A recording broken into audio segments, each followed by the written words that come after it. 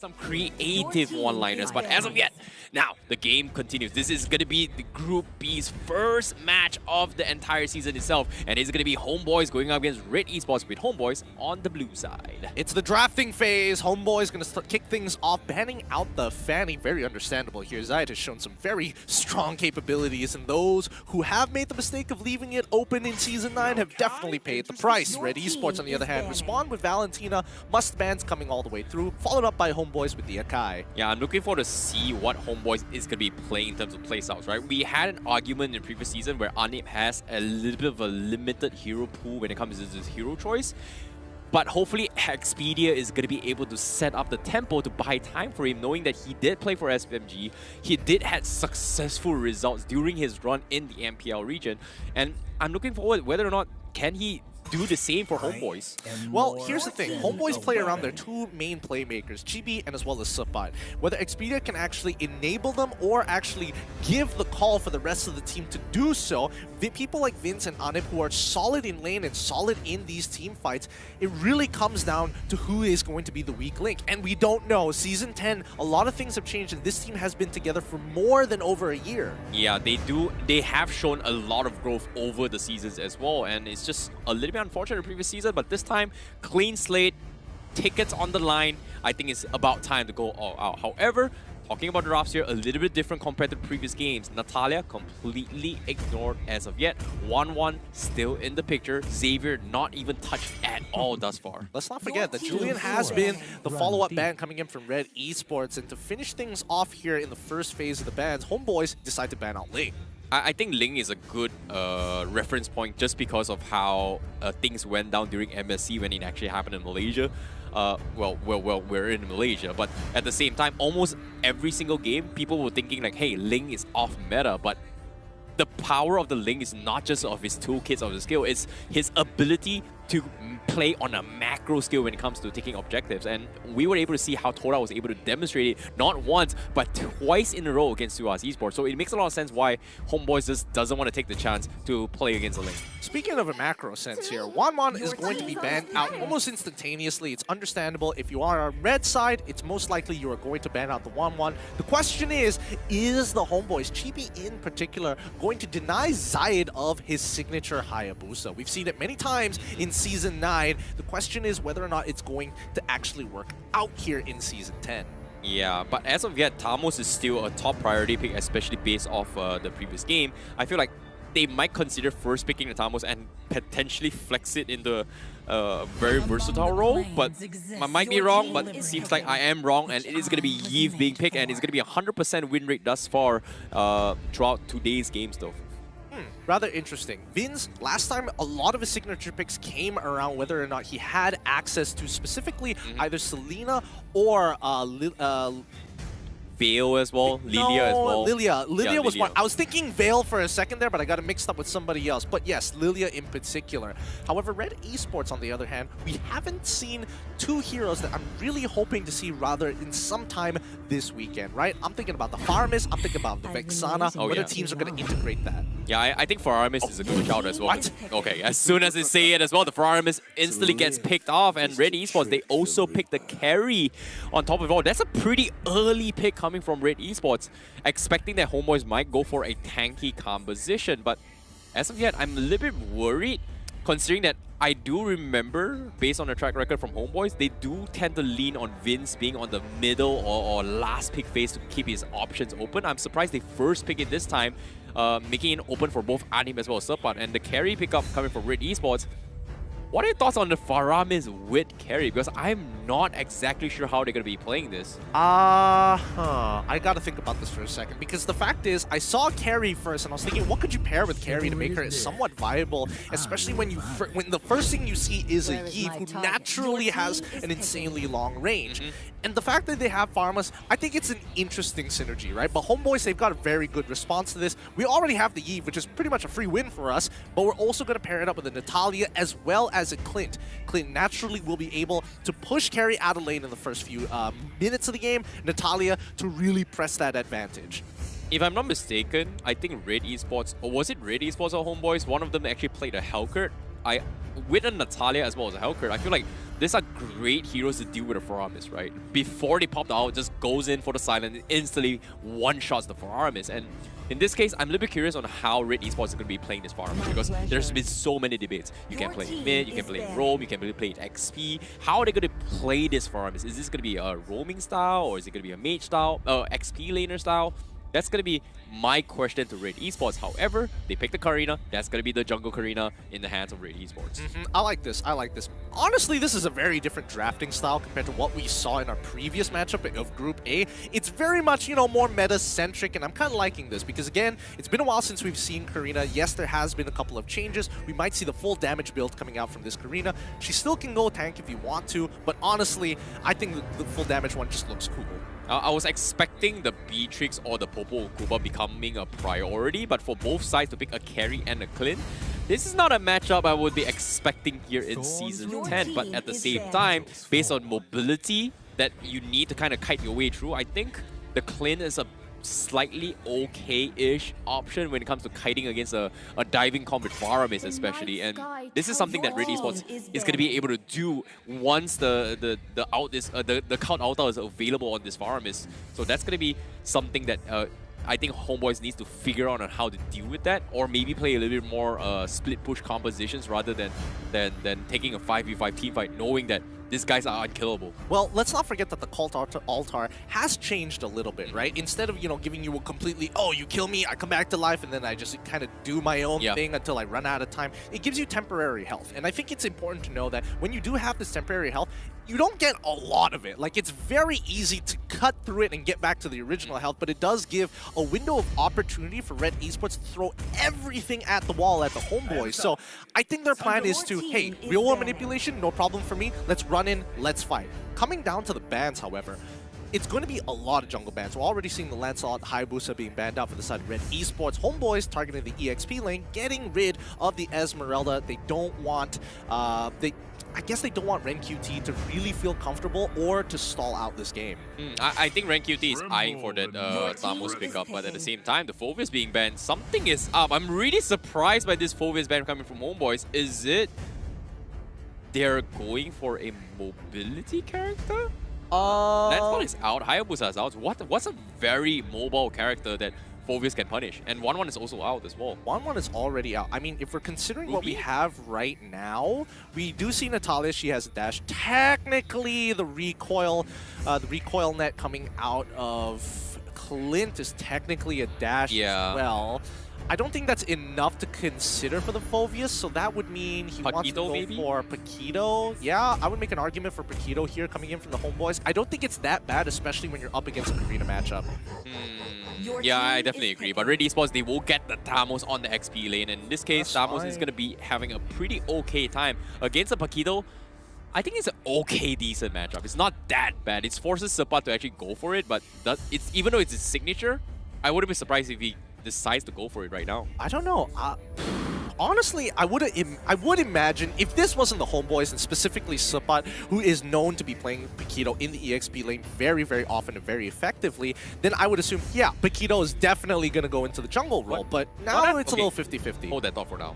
What are the chances that this Natalia is actually a jungle Natalia? Nope, don't see it happening.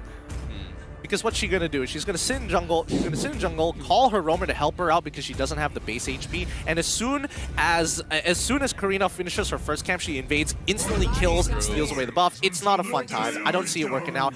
Balmond, however, that's what I want to see. Benedetta on top of it all. This is gonna be some fun games. Fun indeed. I think it's a safe pick just because of how HOMEBOIS realized that the carry is going to be able to benefit from hard tanks. Going for like a hybrid tank to actually soak some turn of damage and do a decent amount is a pretty okay idea. But I feel like Sepat is going to have a pretty difficult time against Thamos. Like, he's not going to be able to do too much. But in terms of 5v5 team fight, I feel like the Thamos is going to benefit way much more in terms of sustains and tanking. And everyone from side of HOMEBOIS is going to struggle to take him out unless they punish him rather early. So I feel like Expedia is going to have a very, very difficult decision. Who does he focus? Does he focus more on carry or just focus on shutting down the Thamos? And this final pick is going to be the Matilda, ensuring even more sustains. And that means Wait a minute. Is this Yeah, mid Faramis? That Thor? Is this a mid Far? It is a mid Faramis.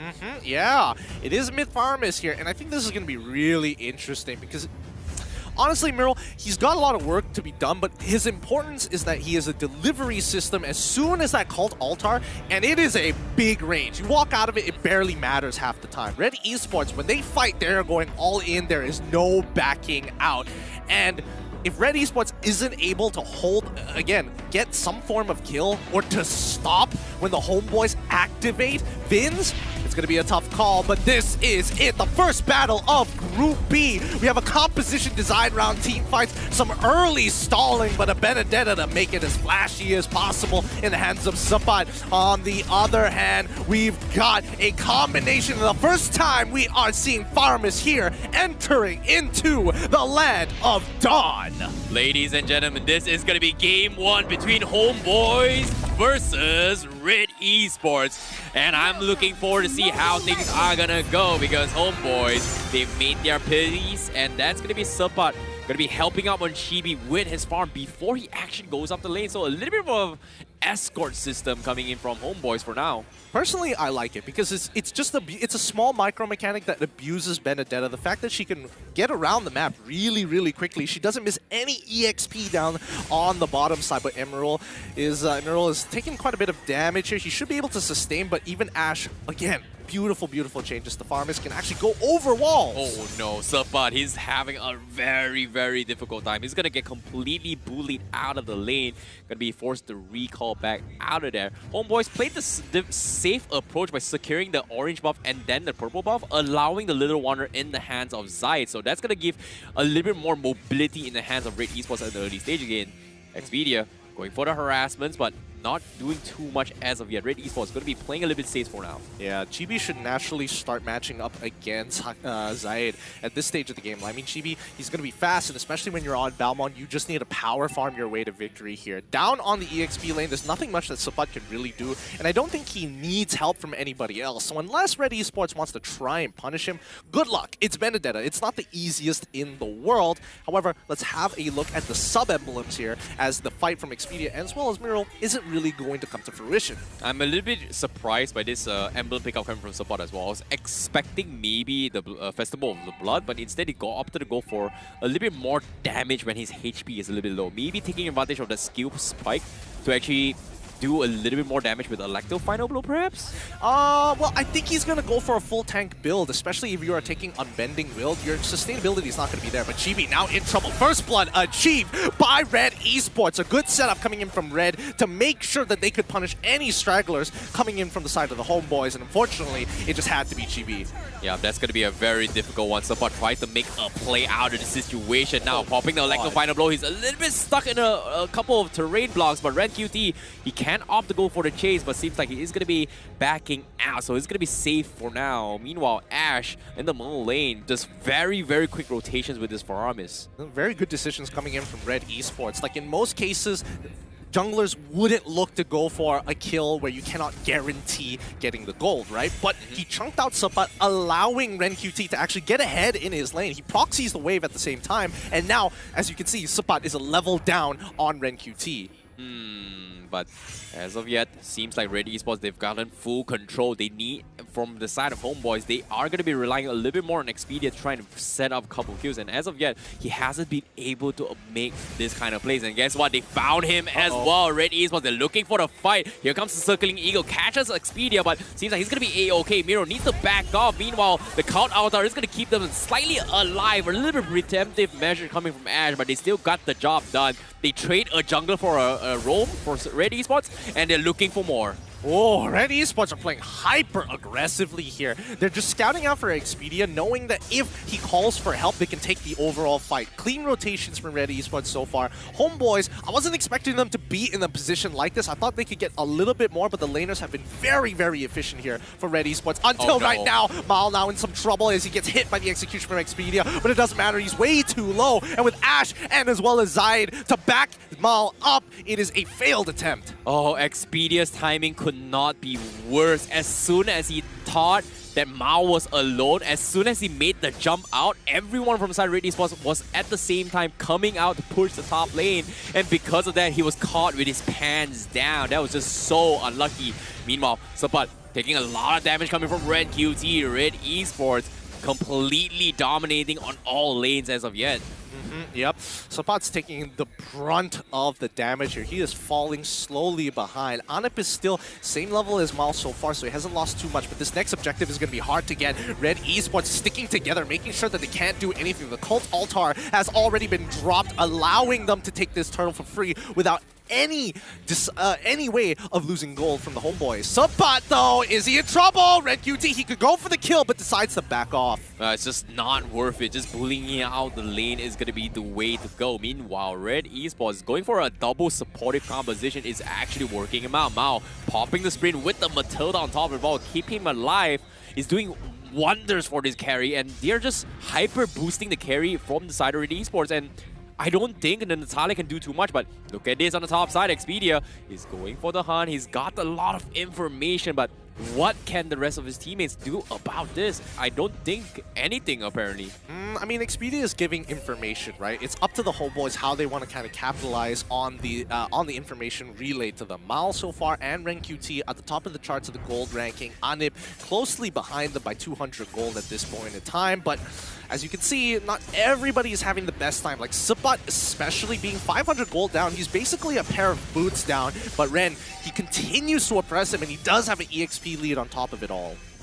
Seems like it's all about buying time. Homeboys, they will be able to scale a little bit better in the later stage of the game, but it feels like Red Esports, they're just playing very defensively rather early. And let's take a look at the items real quick as well. And because as of yet, Ren QT, look at him, he's got a very early Dreadnought armor to actually tank his way through against Sapat. It's just very difficult to play against this. Yeah, no, it's extremely difficult. There's nothing much he can really do but just stall the lane as much as he can and minimize the damage he takes. Now, Expedia spots out the potential dive coming up. Anip is playing defensively, but Vince tries to look for the punish with a real one manipulation. They find it, and unfortunately, they can't do anything with a Cult Altar. Red Esports walk away with a free Tier 1 top turret. Oh, that's so annoying. They just needed some sort of kills, and Expedia right now he's hesitating to go for his dives, and as of yet, looks like they are gonna make an attempt against Mao, and they go for the dive. The sprint comes in. Mao walks out. They take down Expedia. What a clutch Camiro to save his teammates' life, and now homeboys,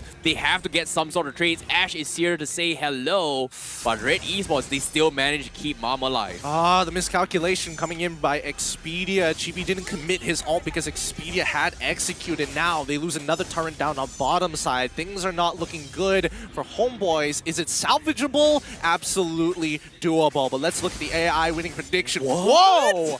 How? How did they calculate this? 2 turtles and now it's 25 to 75? That is the confidence. It's only been 2.5k economy, but it's not set in stone yet. It's only a prediction. Meanwhile, Expedia, they go for the dive onto his Ash. Ash is going to be taken out. Sapai goes in for the kill. He has a Electro blow, but he needs to make a run for it. And fortunately for him, he's going to be able to escape it. And on top of it, Chibi steals the turtle right under the noses of Red Esports. Wow, nicely done coming in from the homeboys. They took the initiative this time. They couldn't allow Red Esports to run in, so they dropped it early to create a safe zone that they can play in. Well done by the homeboys. I think that's a good adaptation for these potential turtle fights. I want to see how Red Esports is going to resolve this in the next 95 seconds. Well, this is the mid-game stage that homeboys has been looking forward to as well. They've been struggling for quite some time now. With a little bit more items, you can start to see the Chibi as well as Sapat is starting to have this tankiness that they are required to kind of buy time and make space for Expedia to do his thing. But as of yet,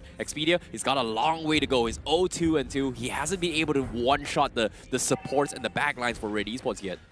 No, not just yet. I think Red Esports are playing a very strong rotational game here. They're going in pairs. They're trading off with each other every single time they move around. They are afraid of Expedia, and they want to minimize his effectiveness. Like, look at that. The buddy system is working out nicely. Yep.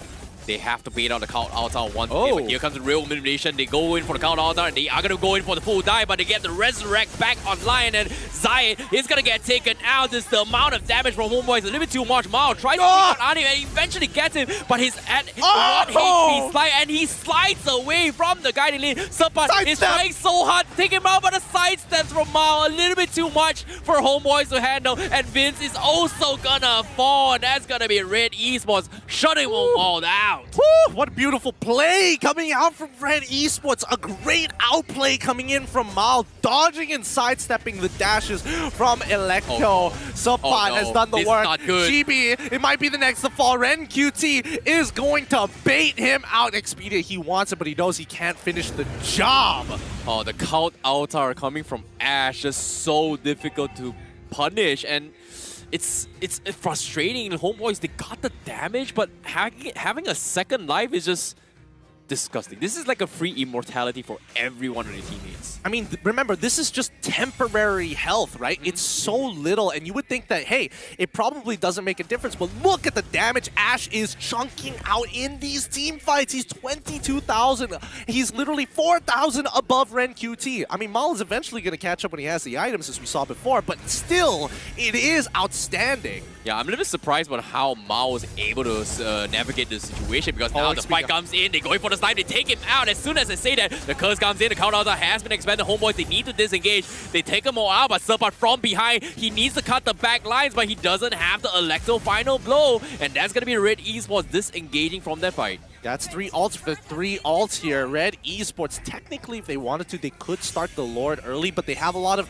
maintenance and housekeeping to do in the lanes, especially when you know that you have Sapat playing the Benedetta up on that top side. You cannot afford to give him these free towers. Yeah, this is exactly what HOMEBOIS has been eyeing for. Going for the split push pressure. Red Esports got a little bit too confident. Mao has been playing really, really well, but at the same time, this is the power what Natalia brings to the table, right? One wrong move from the back lines, Mao is pretty much dead. However, Sapat, he's gonna get caught out. That's gonna be a downfall for him, and now Red Esports, they are gonna go for the Lord Pit fight as well. Expedia goes in for the snipe, but the count out saves the day, and they are gonna be A-OK. Ren QT doing a fantastic job zoning HOMEBOIS to take the Lord for themselves. Yeah, this is great because Red Esports are utilizing this cult altar as a deterrent against the HOMEBOIS. They're saying, hey, it's either you cut through our temp HP or you wait it out. If you wait it out, you lose Lord. And it also works as a secondary safe space for members like Miral, for an example, who jumped right into the backline, technically would have died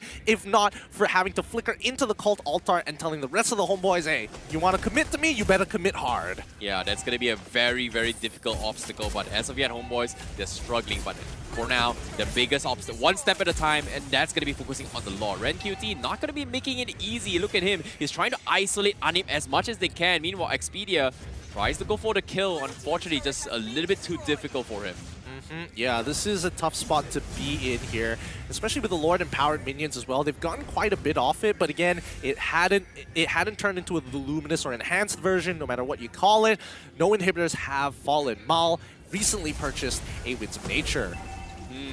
With this Winds of Nature, he's going to be able to survive a little bit more as well. So not going to be an easy thing for Expedia to actually do unless they get the one-shot silence right after from the get-go. If not, the Winds of Nature is pretty much going to be popped off, and I don't think Vince can do too much in the situation as well, because as soon as he pops real mutation, Ash is going to be there to provide assistance for the rest of the team. So this is a difficult job for Vince right now. Well, I think Vince, as of yet, right? Yes, his ultimate is kind of negated for now, but the question is, how long will it take for them to scale? Because Red Esports, with the lead, with the 5K lead they have, it's not impossible to turn over. If it becomes a 10K lead, I think then it becomes a little tough. But at 12 minutes into the game, HOMEBOIS just need to hold on for another 4 minutes. When Vince gets his third item, that's when Red Esports is going to have a problem. Yep, Expedia already trying to go in for the cut waves as well, and Miro, no! Oh, Mao, the counter is going to keep him alive. Down to the last pixel as well. Right at the sides, and Sapat won't get the kill, and that's going to be him going for the price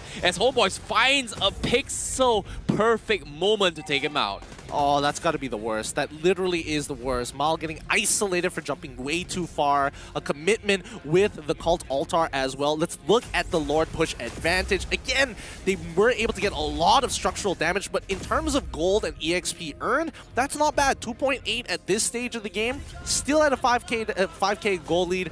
Somewhat of a 5K goal lead. Red Esports just needs to look for that big finisher. Agreed, but as of yet, they need to find a way to protect Mao as much as they can. Miro doesn't have the A gear, so that's going to be flickers available, but Mao needs some way to survive the initial burst coming from everyone from the side of Homeboys. As long as he survives, all is well, because the Cult Altar is going to give him so much value in these team fights, and Homeboys, all they got to do is just play for time, play for objectives, play for catches, and they have been able to find opportunities like this.